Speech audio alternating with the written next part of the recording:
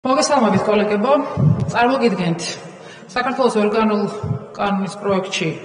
ცვლილებას, რომელიც დაინიცირებულია არამხოლოდ პოლიტიკური ჯგუფი რეფორმების მიერ, მას ასევე უერთდება ბატონი არმაზახვლედიანი და ეს არ არის ჩვენი ინიციატივა, საუბარი არის შრომის კოდექსში ცვლილებაზე, იმისთვის რომ 9 მაისი ფაშიზმზე გამარჯვების დღე, ესე წერია კანონში, გადმოვიდეს 8 მაისს და აღნიშნოთ ცივილიზებულ დასავლეთთან ერთად ფაშიზმის გამარჯვება და არა ოკუპანტ სახელმწიფოსთან, რომელიც აგრძელებს ომს და იტაცებს სუვერენიტეტს არა მხოლოდ საქართველოსი, არამედ უკრაინის წინააღმდეგ. ეხლა რაც შეეხება თავად პროცესს, ის რომ ჩვენი წვლილი შევიტანეთ დიდი ბოდიში, არაფერი არ საკუთარი ხმა აღარ მესმის.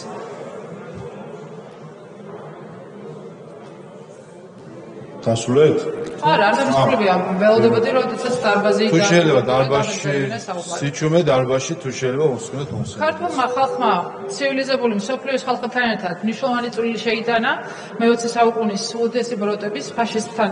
წინააღმდეგ ბრძოლაში და ამ ომის მონაწილეთა პატივისცემა და მათი საქმის უკდავყოფა მომავალი თაობების უმნიშვნელოვანესი საზრომია. საბჭოთა კავშირში დამკვიდრებული ტრადიციის მიხედვით გამარჯვების დღე აღენიშნებოდა 9 მაისს, მიუხედავად იმისა, რომ 8 მაისს აღნიშნავს ამას მათ შორის საბჭოთა კავშირის იმჟამინდელი მოკავშირეები და ამას თავისი ისტორიაც გააჩნია. არ დავიწყებ ისტორიაზე საუბარს, აქ არის ორი თარიღი, 8 მაისი და 9 მაისი, თავისი დროის ფაქტორით, თუმცა ამ შემთხვევაში ისტორიას რომ თავი დავანებოთ, არის პოლიტიკური საკითხი, იმიტომ რომ 8 მაისს აღნიშნავს ამ დღეს არ მხოლოდ შეერთებული შტატები, დიდი ბრიტანეთი, საფრანგეთი, გერმანია, ჩეხეთი, პოლონეთი, მათ შორის ბალტიის ქვეყნები და უკრაინამაც რამოდენიმე წლის წინ დააყენა ეს ინიციატივა, რომ ფაშიზმზე გამარჯვების დღე ყოფილიყო 8-ში. თქვენ ალბათ არ იცით, თუმცა მედიის განვითარების ფონდმა ჯერ კიდევ წლების წინ წამოიღო კამპანია ევროპასთან ერთად და ამ კამპანიის მიზანი იყო საქართველოს მოქალაქეებს კრემლის მხრიდან მეორე მსოფლიო ომის ისტორიით მანიპულირების მუდმივი მცდელობა შეეხსენებინა და ნაციზმზე გამარჯვების დღე ევროპასთან ერთად 8 მაისს აღენიშნა და მეტიც კამპანიის სლოგანი იყო ერთად ევროპისკენ, ანუ არა ის რომ ისტორიულად ასე არ ყოფილა, ან არ არის საბჭოთა კავშირის როლი მნიშვნელოვანი ამ გამარჯვებაში, არამედ ის რომ დასავლეთ ევროპასთან ერთად დავაბრუნოთ ეს დღე. მით უმეტეს, როდესაც 9 მაისის აღნიშვნა დაცლილია იმ შინაარსისგან, რაც უნდა ახდეს ამ დღეს და რუსეთი ამ დღეს პოლიტიკურ ინსტრუმენტად იყენებს, რაც გამოიხატება ეგრეთ წოდებულ უკტავთა პოლკის მარშის მსვლელობით, რომელიც 2014 წლიდან კრემლის ეგიდით მიმდინარეობს და მის სიმბოლოდ გეორგიევსკის ლენტა იქნა შერჩეული, რომელიც ოკუპაციის სიმბოლოა.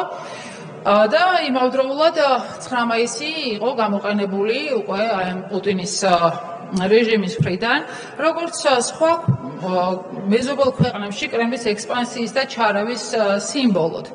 მოგვიანებით იცით ალბათ, რომ წმინდა გეორგიევსკის ლენტი გახდა სიმბოლო უკრაინაში რუსეთის შეჭრის და ნოვოროსიის, ანუ ახალი რუსეთის კონცეფციის ერთ-ერთი მნიშვნელოვანი სიმბოლო. დღეს, როდესაც საქართველო მიისწრაფის ევროკავშირისკენ და სურს გახდეს ცივილიზებული დასავლეთის სრულფასოვანი წევრი, მნიშვნელოვანია ამ თვალსაზრისითაც არსებობდეს დასავლეთთან თანხვედრა და შესაბამისად ჩვენ დასვენების დღე 9 მაისის ნაცვლად გადმოვიტანოთ 8 მაისს. ეს არ ნიშნავს იმას, რომ